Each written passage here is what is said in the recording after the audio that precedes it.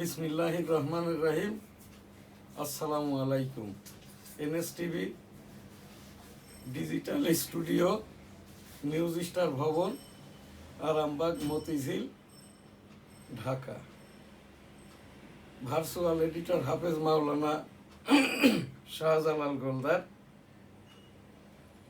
Studio হতে অনুষ্ঠানটি editing এবং পরিচালনা করছেন। শুরুতেই আজ আমাদের NSTV news 3 July 2026। NSTV news শুরুতেই মাননীয় প্রধানমন্ত্রী তারেক রহমান সাহেবের সকল কথাই জাতীয় ভাষণ। গত রবিবার থেকে ঐদ্য পর্যন্ত মাননীয় প্রধানমন্ত্রী তারেক রহমান সাহেবের ভাষণগুলি আর কি আমি প্রথমে পাঠ করব। এম শাহজাহান আলী গোলদার, MFF, শ্রেষ্ঠ, 1971 সালের রণাঙ্গনের 265 দিনের মুক্তিযোদ্ধা, দি ডেইলি নিউজ স্টার, newsstar.com-এর EPO এবং এডিটর মাননীয় প্রধানমন্ত্রী তারেক রহমান। রবিবার 28 June 2026। Tarique Rahman Xi Jinping শীর্ষ বৈঠক। বাংলাদেশ চীন সম্পর্ক এখন অনন্য উচ্চতায়। চীন বাংলাদেশের বিশ্বস্ত বন্ধু হয়ে থাকবে। শি জিনপিং রাজনৈতিক পর্যায়ে সহযোগিতা করতে চাই ঢাকা। মাননীয় প্রধানমন্ত্রী তারেক রহমান সোমবার 29 জুন সাবেক কমিশনার হাবিব সহ 3 পুলিশ কর্মকর্তার মৃত্যুদণ্ড। জুলাই আন্দোলনে রামপুরায় হত্যাকাণ্ড, একজনের যাবজ্জীবন, অন্যজনের 20 বছর কারাদণ্ড। মাননীয় প্রধানমন্ত্রীর পক্ষে বেড়েছে নৃশংস হত্যাকাণ্ড, বাড়ছে উদ্বেগ, অস্থিরতা, বিচারহীনতার সংস্কৃতিকে দুষছেন বিশেষজ্ঞরা। মাননীয় প্রধানমন্ত্রীর পক্ষে মাননীয় প্রধানমন্ত্রী তারেক রহমান সাহেব তখন চীনে ছিলেন। মঙ্গলবার 30 জুন 2026 সংসদে প্রধানমন্ত্রী তিস্তা ব্যারাজ মাস্টার প্ল্যান জাতীয় অগ্রাধিকার, যে কোনো মূল্যে বাস্তবায়ন করা হবে। মাননীয় প্রধানমন্ত্রী তারেক রহমান বুধবার 1 জুলাই এখানটায় সংসদে যুক্তরাষ্ট্রে জন্মসূত্রে নাগরিকত্ব পাওয়ার অধিকার বহাল, 2 দিনে সুপ্রিম কোর্টের 5 রায়, 4টিতে হার ট্রাম্পের। মাননীয় প্রধানমন্ত্রী তারেক রহমান সাহেবের পক্ষে 15,000-এর বেশি স্কুলে নেই খেলার মাঠ। মাননীয় প্রধানমন্ত্রী তারেক রহমান সাহেবের সকল কথাই ভাষণ। বৃহস্পতিবার 2 জুলাই 2026 15 বছরের কেন্দ্রীয় ব্যাংক পরিচালনা পর্ষদের সব সদস্যের তথ্য দুদকে তলব। অক্টোবরে হতে পারে নির্বাচন, ইউপি নির্বাচন প্রস্তুতি ইসির। মাননীয় প্রধানমন্ত্রী তারেক রহমান সাহেব 3 জুলাই শুক্রবার 2026 বাংলাদেশের মন কবি নজরুল বর্ষ উদ্বোধনকালে প্রধানমন্ত্রী। NSTV নিউজের মাননীয় প্রধানমন্ত্রী তারেক রহমান সাহেবের যে ভাষণ, সেইগুলির সাথেই মাননীয় প্রধানমন্ত্রী তারেক রহমান সাবেক মাননীয় রাষ্ট্রপতি জিয়াউর রহমান সাহেব পুত্র জিয়াউর রহমান সাহেবই বঙ্গবন্ধুর 7ই মার্চের ভাষণ। এবারের সংগ্রাম মুক্তির সংগ্রাম, এবারের সংগ্রাম স্বাধীনতার সংগ্রাম। জয় বাংলা, ইনশাল্লাহ। আসসালামু আলাইকুম। আমরা সেই মুক্তিযুদ্ধের সময় আর কি আমি 265 দিনের এই যে রণাঙ্গনের আর কি আমি যুদ্ধাহত মুক্তিযোদ্ধা এম শাহজাহান আলী গোলদা। এখানে আমার এই সনদগুলি এবং অন্য বিস্তারিত যে লাইটটি বা জীবন গাছের নিচ দিয়ে ল্যান্ড ট্যাঙ্কারগুলো ঢোকে এই জায়গাটি আমার। এখানটায় আমি এখন 1971 সালের রণাঙ্গন গেট হিসাবে করে দিব আর কি। এর উপরে আমি অনেক প্রোগ্রাম করেছি আর কি। তো ওই সেই আমাদের মুক্তিযুদ্ধের যে নিয়ামক শক্তি ছিল আর কি, তোমার দেশ আমার দেশ বাংলাদেশ, বাংলাদেশ তোমার নেতা আমার নেতা, বঙ্গবন্ধু শেখ মুজিব, শেখ মুজিব জয় হোক, জয় হোক, বঙ্গবন্ধুর জয় হোক, জয় হোক, জয় হোক, শ্রীমতী ইন্দিরা গান্ধীর জয় হোক, জয় বাংলা আমার সোনার বাংলা, আমি তোমায় ভালোবাসি। 7ই মার্চ বঙ্গবন্ধু, এবারের সংগ্রাম মুক্তির সংগ্রাম, এবারের সংগ্রাম স্বাধীনতার সংগ্রাম, জয় বাংলা ইনশাল্লাহ। আসসালামু আলাইকুম। সেই ডাকে 265 দিন যুদ্ধ শেষে দেশটা স্বাধীন হয় 27 মার্চ 1971 কালুরঘাট বেতার কেন্দ্র থেকে। অস্থায়ী জিয়াউর রহমান সাহেব, সাবেক মাননীয় রাষ্ট্রপতি, I am Major Ziaur Rahman declare দিয়ার on behalf of Bangabandhu Sheikh Mujibur Rahman, Bangladesh is independence, জয় বাংলা আমার সোনার বাংলা, আমি তোমায় ভালোবাসি। আমার এই ছবিটি এবং আমার এই যে এই 27 অক্টোবর 2024 কারা কিভাবে জানি না, আমি এই প্রোগ্রামরত অবস্থায় আমার এই অফিস হেনস্থা করে, বঙ্গবন্ধুর ছবি টবি ইত্যাদি ভাঙচুর করে। আমার এই যে দৈহিক অর্থাৎ আমার এই দাঁত, ওই দিনই আর কি এই সব নির্যাতনের কারণেই পরবর্তী পর্যায়ে আমার এই মহল্লার লোকজন এই আসার কারণেই আর কি আমার জীবনটা বেঁচে যায় আর কি। তারপর তো 27 অক্টোবর 2024 হাইকোর্ট থেকে রায় হয় বঙ্গবন্ধুকে নিয়ে, জয় বাংলাকে নিয়ে, স্বাধীনতা যুদ্ধকে নিয়ে, মুক্তিযোদ্ধাদেরকে নিয়ে, মুক্তিযুদ্ধ নিয়ে কোনো মন্তব্য নয়। সেই রকমটাই মাননীয় প্রধানমন্ত্রী তারেক রহমান সাহেবও বলেছেন, আমার পিতা যেহেতু মুক্তিযোদ্ধা, মাতা মুক্তিযোদ্ধা, সেই জায়গাটাই আর কি মুক্তিযোদ্ধাদের নিয়ে মন্তব্য নাই। মাননীয় প্রধানমন্ত্রীও কিন্তু আমার মতো আর কি মাইনর ফ্রিডম ফাইটার, যেহেতু তখন মাননীয় প্রধানমন্ত্রীর বয়সটা ছিল 7 বছর, আমার বয়সটা তখন ছিল 9 থেকে 10 বছর। তো এই জন্যই আর কি এই মাননীয় প্রধানমন্ত্রী তারেক রহমানের এবং 13তম জাতীয় সংসদের সেই অবমাননাটুক আর কি, জাতীয় সঙ্গীত সংসদ সংবিধান এটাকে যাতে ইনক্লুড করে নেওয়া হয় নতুন প্রজন্ম দেশ বিদেশের জন্য। গণপ্রজাতন্ত্রী বাংলাদেশের জাতীয় সঙ্গীত, মিউজিক ছাড়া জাতীয় সঙ্গীত, আমার সোনার বাংলা আমি তোমায় ভালোবাসি,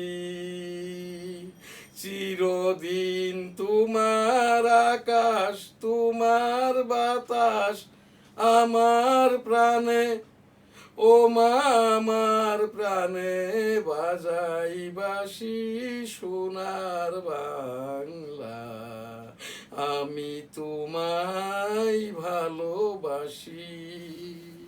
ও মা ফাগুনে তোর আমের বনে ঘ্রাণে পাগল করে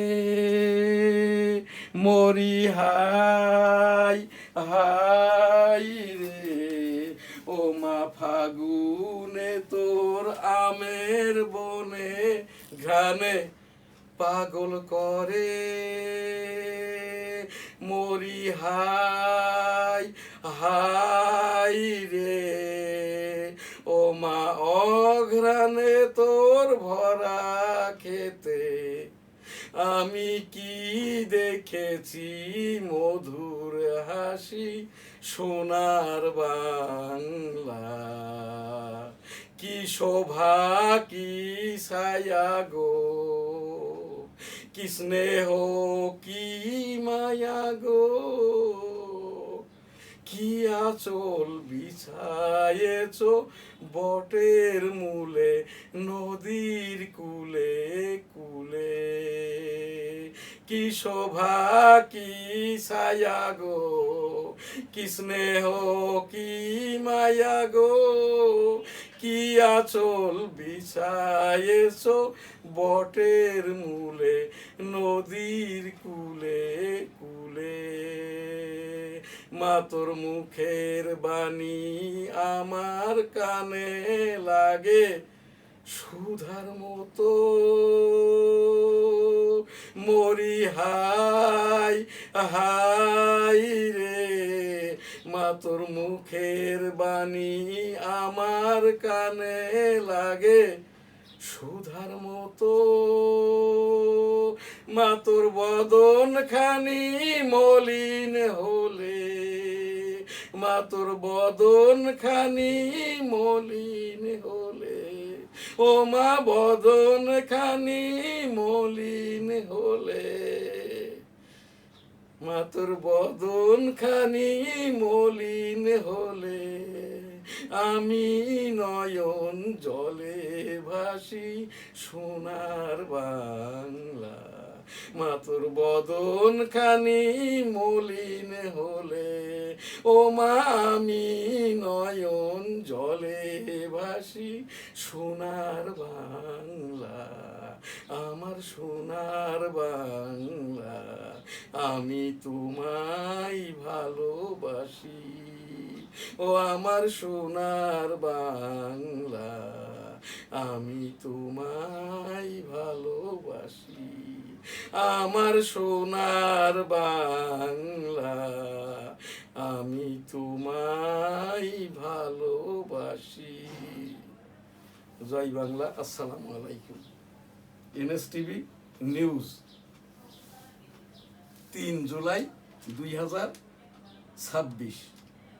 আজ আমাদের সংবাদপত্র দৈনিক, সবার আগে দৈনিক বেনাপোল,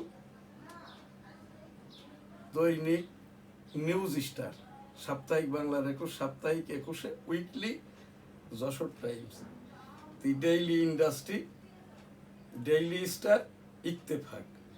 NSTV নিউজ, নেতিবাচক ধারা থেকে বের হতে পারেনি রপ্তানি খাত, বঞ্চিত 3 বাহিনীর 150 কর্মকর্তাকে পদোন্নতি ও বকেয়া দিচ্ছে সরকার, বাংলাদেশের মন কবি নজরুল বর্ষ উদ্বোধনকালে প্রধানমন্ত্রী,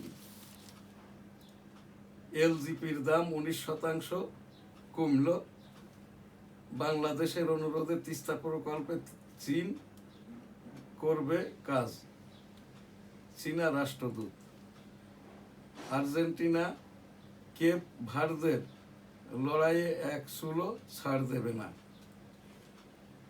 বাড়ছে বিতর্ক, মিলান হচ্ছে বিশ্বকাপের সৌন্দর্য, রাজনীতি কি বিশ্বকাপকে প্রভাবিত করছে, রাখাইনে দফায় দফায় বিস্ফোরণ, কাঁপছে টেকনাফ, ব্রাজিলের খেলাকে কেন্দ্র করে আদাবরে বিএনপি নেতাকে কুপিয়ে হত্যা, সামাজিক মাধ্যমে অপপ্রচার কঠোরভাবে দমন করা হবে, স্বরাষ্ট্রমন্ত্রী, এলডিসি থেকে উত্তরণ টেকসই করতে প্রস্তুতিকাল বাড়াতে চাই সরকার, বাণিজ্যমন্ত্রী, এম্পায়ার স্টেট বিল্ডিংয়ের চূড়ায় উঠে বিষয়ের প্রস্তাব, বিয়ের প্রস্তাব, প্রেমিক প্রেমিকা গ্রেপ্তার, সবজি পেঁয়াজ ও ডিমে স্বস্তি, বেড়েছে রসুন কাঁচামরিচের দাম, 1 লাখের বেশি শিক্ষক নিয়োগ দেওয়া হবে, শিক্ষামন্ত্রী, বাঁশখালীতে 73 জনকে বোকা বানিয়ে উধাও যুবক, সঞ্চয়পত্রের সুধার অপরিবর্তিত থাকছে, মার্চে চালু হচ্ছে মেট্রো রেলের কমলাপুর স্টেশন, কৃত্রিম মস্তিষ্ক তৈরির দাবি ইরানের, স্বামীকে হত্যা করে 6 টুকরা, স্ত্রীর মৃত্যুদণ্ড। ডেইলি নিউজ এখানেই শেষ করছি। আলহামদুলিল্লাহ, এখন আমাদের যেটা NSTVর নিয়মিত এবং সাংবাদিকদের সংবাদ, বাইতুল মোকাররম কাকরাইলের টঙ্গীর বিশ্ব জমায়েতটা এখনো হয় নাই, কাকরাইলের সেই খণ্ড এখন আর নাই, জুবায়ের মাওলানা 80 বছর বয়সে এই যে এখান থেকে রিটায়ার্ড করেছেন, অচিরেই যাতে টঙ্গীর তাবলিকের বিশ্ব ইজতেমাটা হয়, সেখান থেকেই, সেই কারণেই আর কি আমি নিয়মিতভাবেই আর কি এই 2 বছর এখান থেকে ইসলামিক ফাউন্ডেশন বরাবর আবারও আমি এই যে অভিযোগ সহ সংবাদ উপস্থাপন করছি। বাইতুল মোকাররম এখন যিনি খতিব হাফিজিহুল্লাহ, অর্থাৎ স্বশিক্ষিত, প্রতিষ্ঠানিক কোনো এই যে হাফিজিহুল্লাহ আব্দুল মালেক হাফেজ নন, কারি নন, মুফতি নন, মাওলানা নন, শিক্ষকও নন, উনি একটি কুয়েতি মাদ্রাসার ওই যে প্রধান হিসাব রক্ষক।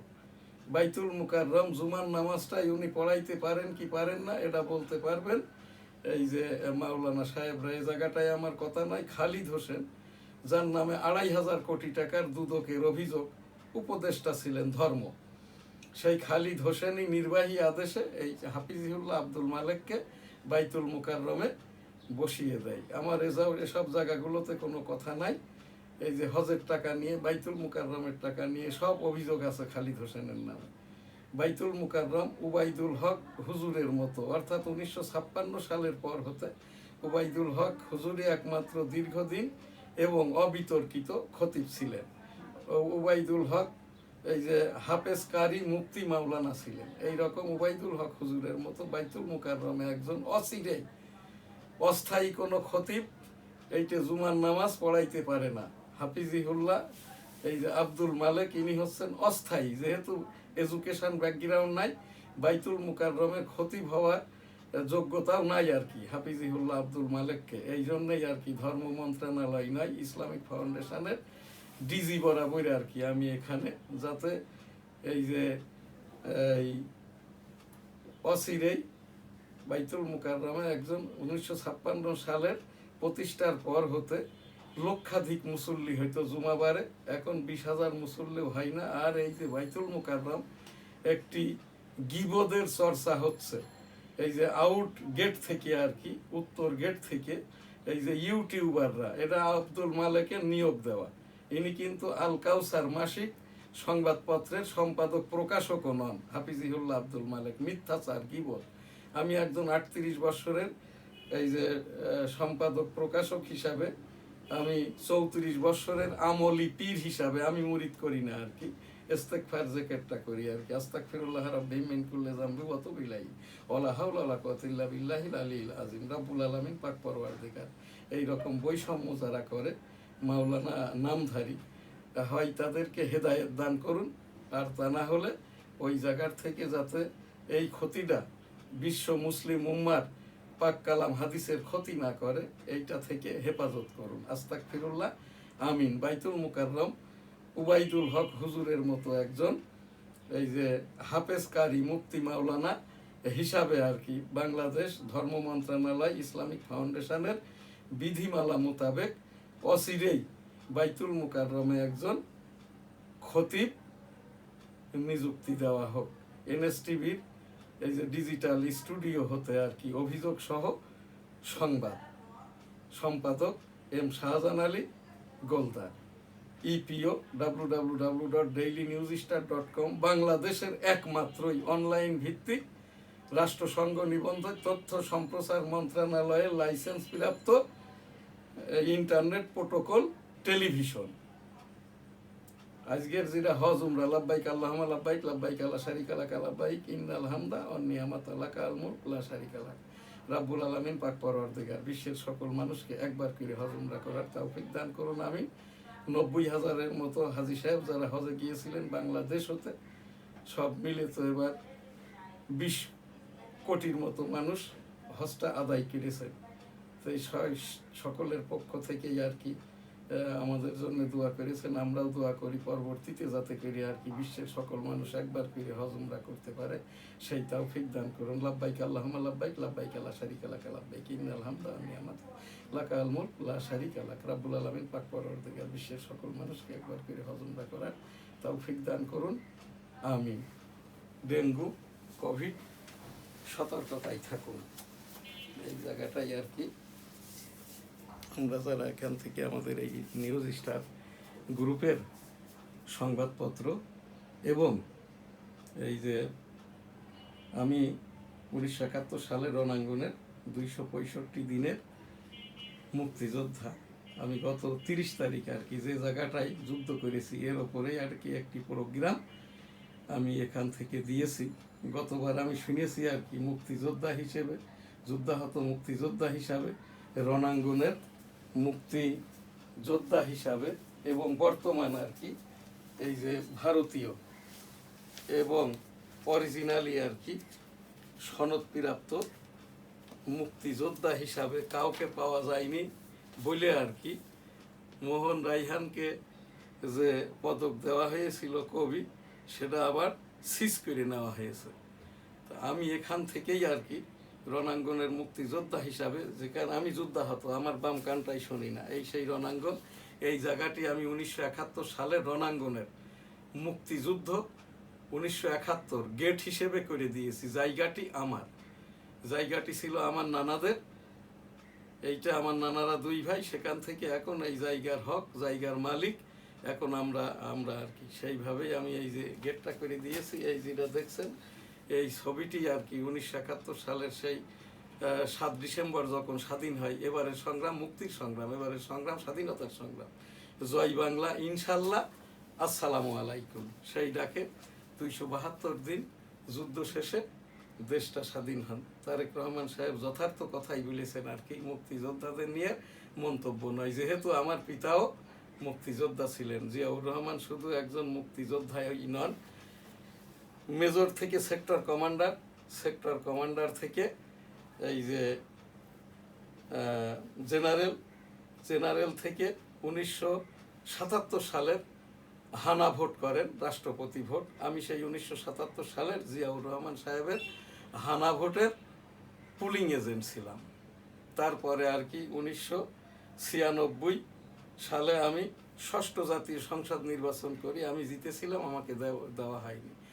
এরপরে 2023 সালে আমি রাষ্ট্রপতি পদের পদপ্রার্থী হই, আমাকে রাষ্ট্রপতি পদে নির্বাচন করতে দেওয়া হয়নি। তার পূর্বে আর কি 2008, 14, 18, 24 আমি আর কি স্বতন্ত্র হিসেবে টেবিল প্রতীক নিয়ে নির্বাচনের চেষ্টা করি, করতে দেওয়া হয়নি। এবার আর কি 13তম জাতীয় সংসদ নির্বাচন, যেটা অনুষ্ঠিত হয়েছে 12 ফেব্রুয়ারি 2026। আমি ন্যাশনাল কনস্টিটিউয়েন্সি 85 যশোর 1 হতে এই যে টেবিল প্রতীক নিয়ে নির্বাচন করি।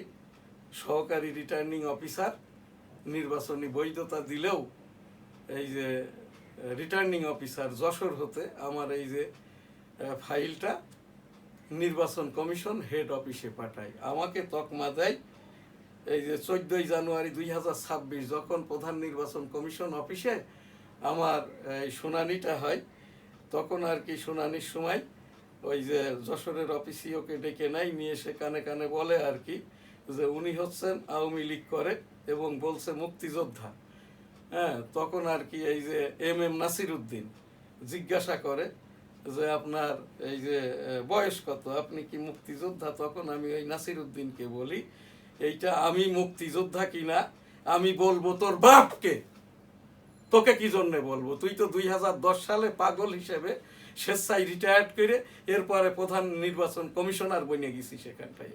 তোর বাপকে, তোর দাদাকে, তোর 14 গোষ্ঠীকে, এখানে এই যে 7 জন বসে আছি সকলেই একজন মহিলা, এরা সকলেই ইয়ান উদ্যানকারী জামাতে রোকন। এই নির্বাচন কমিশন নিয়ে যদি স্থানীয় সরকার নির্বাচন মাননীয় প্রধানমন্ত্রী তারেক রহমান সাহেব করেন আর কি, আর কাউকেই বলতে হবে না আর কি, 20% ভোটার উপস্থিতিও হবে না। কারণ এখানটায় প্রত্যেকটা দলেই, আর আওয়ামী লীগ আমার তো মনে হয় না সামনের 10 বছর কোনো রকমের নির্বাচন, কোনো রকমের রাজনীতি, কোনো রকমের কর্মকাণ্ড করবে। কারণ 6 কোটি যে আওয়ামী লীগের এই যে ভোটার বলি বা জনগণ বলি আর কি, এদেরকে সাধারণ মানের এই কষ্টের মধ্যে ফেলতে যাবে না। আর আওয়ামী লীগ যারা সমর্থন করে তারা কেউ এই রকমটা করলে ভোট দিতেও যাবে না। তো সেই তারেক রহমান সাহেবকে ধন্যবাদ। এইবার আর কি আমি এখান থেকে আমার এই প্রোগ্রামের মাধ্যম থেকে, এছাড়াও আমি হাইকোর্টে মুক্তিযোদ্ধা মন্ত্রণালয়ে ওই ছাত্রদের আন্দোলন চলাকালীন আর কি আমি আমার এই প্রোগ্রাম করছি।